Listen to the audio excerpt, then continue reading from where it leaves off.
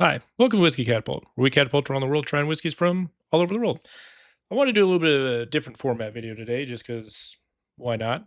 And I want to talk about some whiskeys that I'm enjoying this month and some that I've bought recently that I'm looking forward to trying or enjoying later on.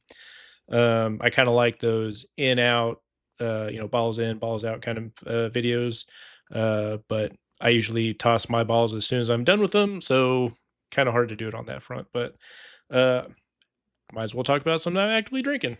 So first one, Red Spot 15. This one's getting really low. I just did a review of this one recently. I'll put a little marker up here on the side. I think it's this side of the video.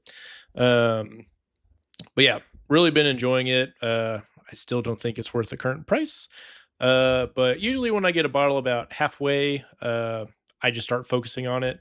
Work on killing it off. I don't want to risk it oxidizing the bottle and changing, my experience. So as soon as it gets halfway, I really just start focusing on it until it's dead.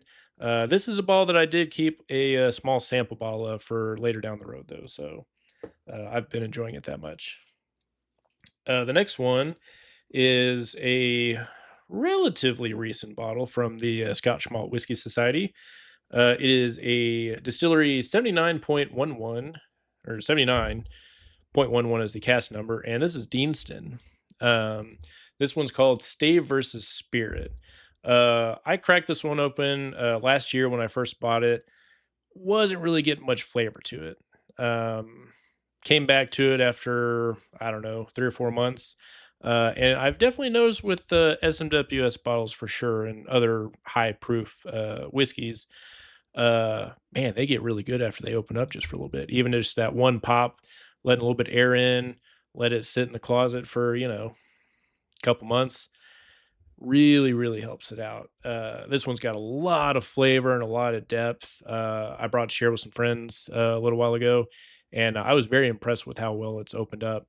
Really fruity, a little bit of oak characteristics on there. Really been enjoying it. So you can't buy this one anymore unless you get lucky at like an auction or something like that, unfortunately. But still figure it's worth sharing.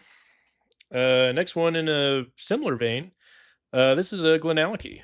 This is a single cask from 2008, picked exclusively for specs. It's a 12-year-old and it's finished in ruby port pipe, and it's 53.9%. So this is another one. This was the very first Glenallachie cast strength version that I bought. They come in those gray boxes. I think they've changed the presentation now with the rebrand from the Flintstone logo that they used to have. But I'd had a couple Glenalleclies, like, oh, these are great. I'm really enjoying it. And I picked this one up on a whim, was a good price, and I didn't like it like at all. It was rough, it was harsh. I was just like, man, I can't get much of anything out of it. On my rating scale, I gave it like a 68. I know I don't, talk about my rating scale here since it's all subjective, but that should be notice of like, yeah, didn't pan out well. Since then, it's definitely calmed down. It's been a couple years. I was like, I haven't had this in forever. My palate's adjusted. Let me get back to it. It's nice. I get it closer to like an 82 at this point. But really fruity, really soft. Really been enjoying this one. I've also been using this one as a teaspoon malt to kind of blend in with just a little bit on top of some other whiskeys that are just not quite there for me. I just finished off a bottle of Tillabardine 15-year-old that I've been teaspooning just a little bit of this on top of it.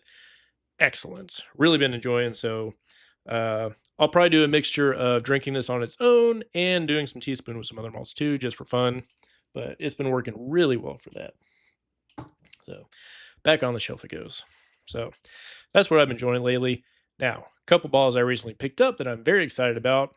Probably not going to get to one of these till a little bit later because it's hot summertime.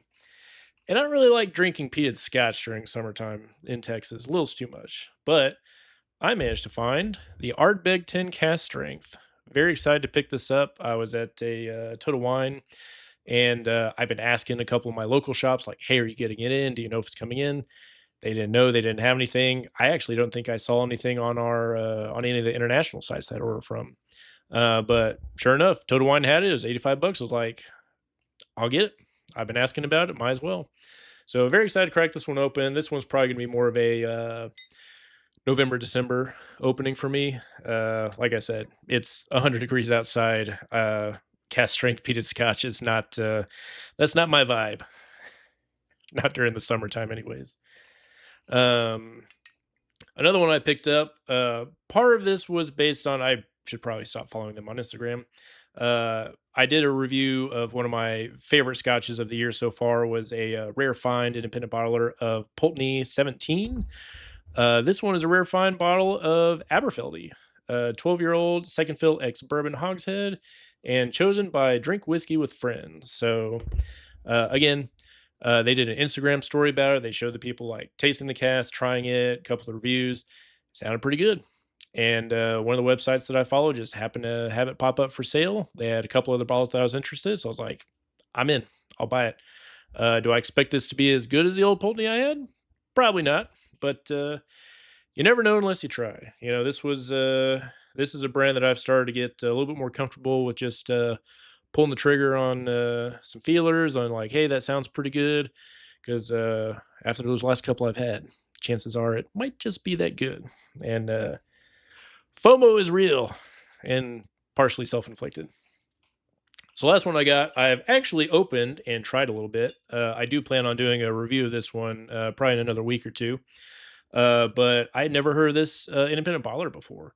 I had purchased a bottle of the Ralphie Bothia blend from North Star Spirits through this company, the Whiskey Lab. Not a sponsor, just telling you where I bought stuff. And they had a few other bottles that sounded kind of interesting. I figured, hey, this one was pretty well priced. I want to say I paid $90 for it. Shipping wasn't too bad. I was like, let me get a bottle and see how they do as an independent bottler. And this one's pretty good.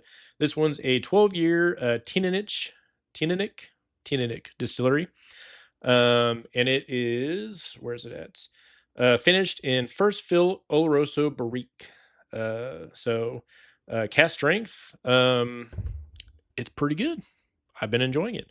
I think Tininic is a very underrated distillery, especially from independent bottlers. It's got a really nice profile, in my opinion.